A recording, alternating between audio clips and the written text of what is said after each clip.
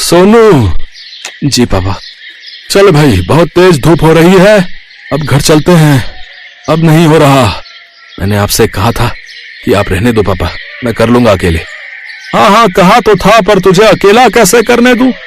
इतना बड़ा खेत है, तैयार करने में समय तो लगेगा ना। हाँ वही तो मैं भी कह रहा हूँ पापा, आप घर जाओ, मैं करता हूँ। नहीं तू भी साथ चल, रोटी वोटी खा लेते हैं, फिर शाम को आएंगे। पर पापा तब तक तो अंधेरा हो जाएगा। आप चलो ना, मैं आता हूँ। अरे जिद मत कर, चल मेरे साथ, आज की छुट्टी मान ले। अरे पापा, किसान की छुट्टी कभी नहीं होती। अरे मैंने कह दिया ना, तो हो गई आज छुट्टी, अब चल मेरे साथ। ये कहानी इन्हीं के छोटे से परिवार की है। किशन अपनी पत्नी गंगा, बेटे सोनू और बेटी मोना के साथ एक गांव में रहता था। गांव की आबादी ज्यादा नहीं थी, तो सभी के घर काफी दूर दूर बने हुए थे। खुद किशन का छोटा सा घर भी उसके बड़े से खेत के बीचों बीच बना हुआ था। फिर घर पहुंचकर, आ गए दोनों, चलो आ जाओ, मैं खाना लगाती हूँ। वैसे खेत का काम पूरा हो गया? कहाँ माँ, पापा कहने लगे कि आज छुट्टी है, तो मुझे भी अपने साथ छुट्टी मनाने ले आए। छुट्टी? मतलब? अरे गंगा, बाहर निकल कर देखो, कितनी तेज धूप है। में से कोई बीमार पड़ गया तो और मुसीबत। अच्छा मोना कहाँ गई? वो कुएं से पानी लेने गई है। पिताजी कितनी बार कहा है आपसे, एक नल लगवा लो ना। पहले माँ और अब बेचारी मोना कितनी दूर से पानी भरकर लाती है हमारे लिए। तो क्या हो गया बेटा, तुम दोनों भी तो कितनी मेहनत करते हो हमारे लिए। हाँ माँ, पर नल तो होना ही चाहिए ना। ठीक कह रहा है तू। अच्छा चल, इस बार की फसल बिक जाने दे, अब की बार सबसे पहले नल खुदवाऊंगा। किशन से वादा लेकर सोनू के चेहरे पर संतोष था और वो खाना खाने लगा। तभी खाना खाते हुए, अच्छा मैं क्या कह रही थी सोनू के बापू? हाँ बोलो ना गंगा। इसकी शादी वादी करनी है कि नहीं? हाँ हाँ करेंगे ना, वो बढ़िया से करेंगे। रहने दो पिताजी, इतनी परेशानियां क्या कम है जो एक और मोल ले लूं। पत्नी परेशानी नहीं होती पगले, वो तो परेशानी से बाहर निकलने का जरिया होती है। देखना, बहू आ जाएगी तो किस्मत खुल जाएगी हमारी। हाँ भैया, माँ सही कह रही है। कह तो ऐसे रही हो माँ, जैसे वो आएगी तो आसमान से पैसा बरसने लगेगा। पहले कुछ पैसे वैसे इकट्ठा कर लें, फिर सोचेंगे इसके बारे में। ऐसे ही कई महीने बीत गए। किशन की फसल पककर तैयार थी। इस बार किशन की अच्छी फसल हुई थी। फसल से किशन को अच्छे पैसे भी मिले थे, तो वादे के मुताबिक किशन ने सबसे पहले घर में एक हैंडपंप खुदवाया और फिर उसी शाम। हाय कितना मीठा पानी आ रहा है। सोनू के बापू, ये काम आपने अच्छा कर दिया। अब सुनो, इससे पहले कि कोई और बड़ा खर्चा आए, सोनू का ब्याह भी कर दो और उसके लिए कमरा भी बनवा दो। ना माँ, अभी तो। चुप कर, तूने कहा था ना कि पहले नल फिर बहू। ले अब लग गया नल, अब तू कुछ नहीं बोलेगा।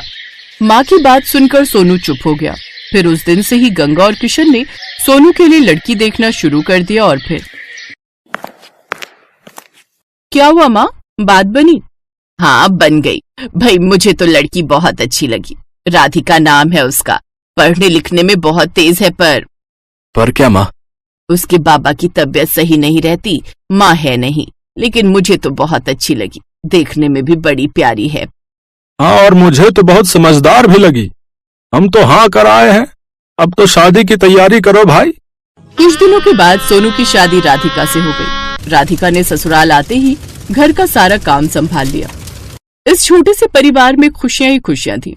फिर एक दिन, माँ जी अपना गांव तो बहुत छोटा है, यहाँ तो कुछ ही घर दिखते हैं। हाँ बेटा, शुरू से ऐसा ही है ये गांव।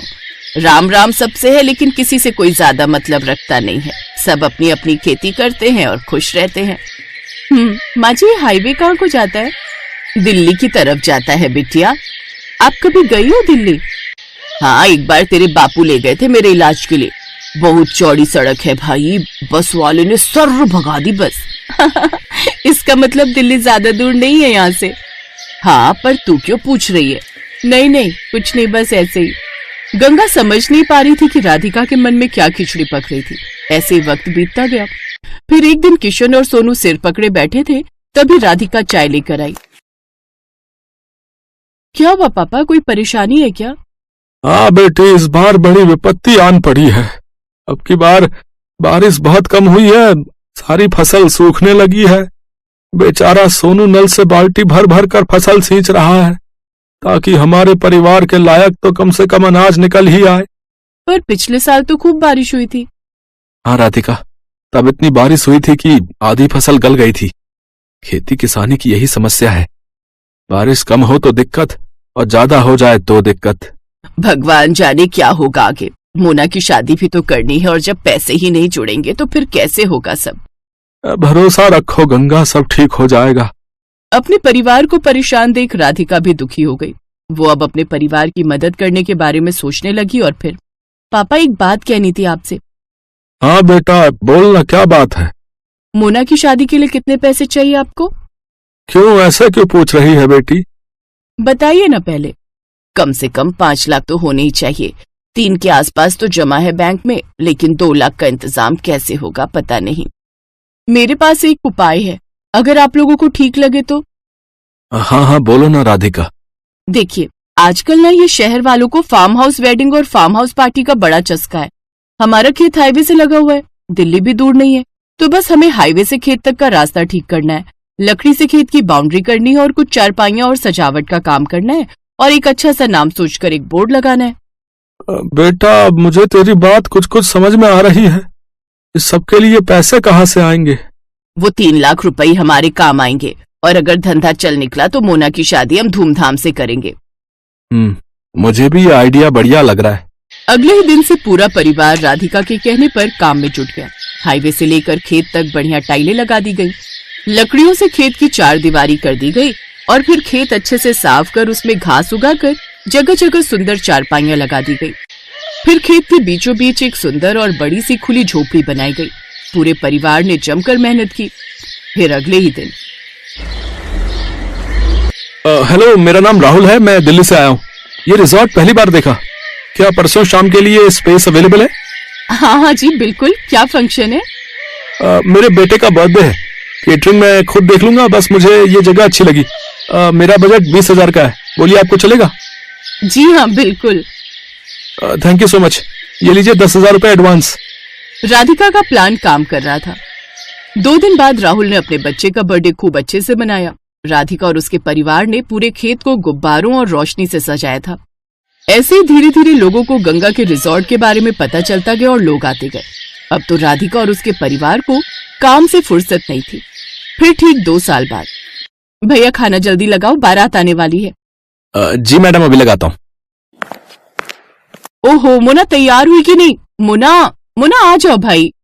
देख रही है राधिका अपनी ननद को? हाँ माँ, परी से कम नहीं लग रही है। सब आपकी वजह से है भाभी, मेरी नहीं हमारी वजह से। और सुनो, अपने पहले बच्चे के पहले बर्थडे के लिए अभी से बुकिंग कर लो इस रिजॉर्ट की, क्या पता तब ये स्पेस खाली हो या ना हो।